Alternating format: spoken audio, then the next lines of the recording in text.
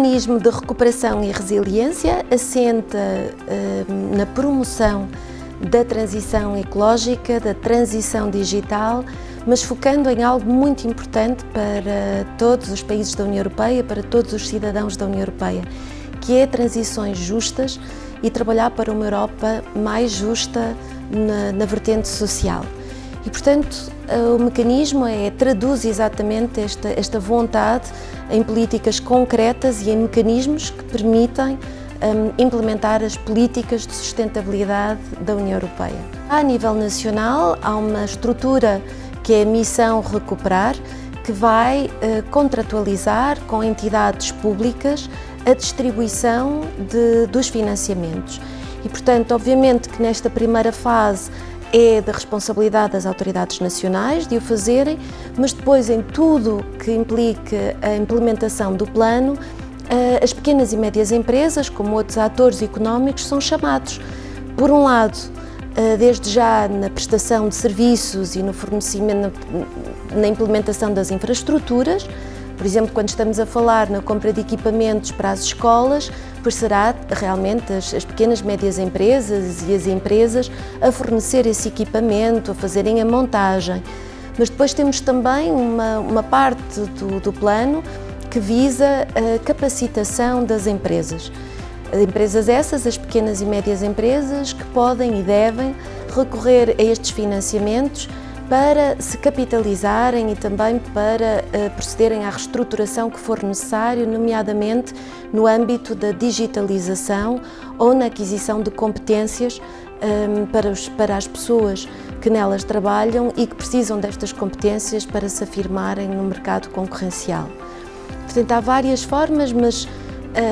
as pequenas e médias empresas são um alvo, digamos assim, do Plano Nacional de Recuperação e Resiliência. O Plano Nacional de Recuperação e Resiliência vai capitalizar o Banco Português de Fomento, que por sua vez vai trabalhar com as pequenas e médias empresas, em que podendo capitalizar e cedendo capital para os investimentos que precisam de fazer na área, não só na área digital, mas mesmo na área da formação ou na área até mesmo da aquisição de equipamentos que sejam necessários. E, portanto, as PMEs vão poder recorrer através do Banco Português de Fomento, poderão recorrer a estes fundos previstos no Plano Nacional. Uma das grandes prioridades, e precisamente na promoção da sustentabilidade do nosso planeta e da Europa, há uma aposta muito grande na transição ecológica e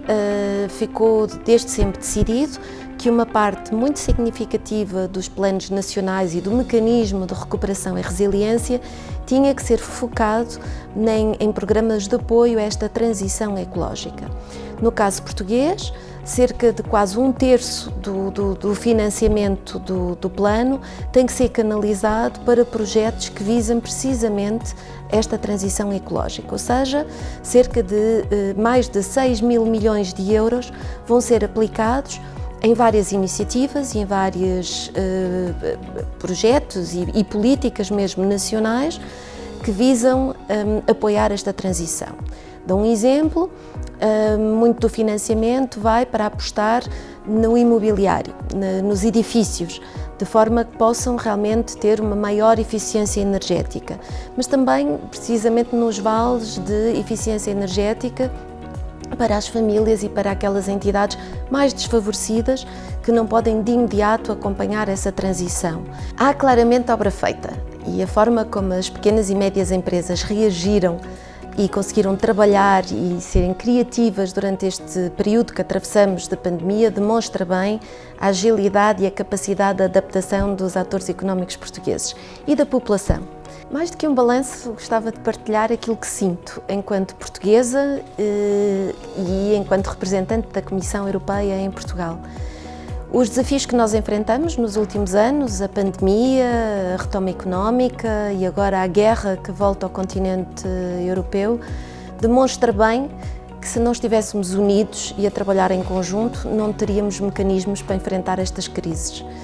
E, portanto, acima de tudo, sinto muito orgulho de Portugal ser um país ativo europeísta e que trabalha juntamente com os outros 26 Estados-membros para construirmos uma Europa forte, mais unida, porque é assim que conseguimos também um mundo melhor.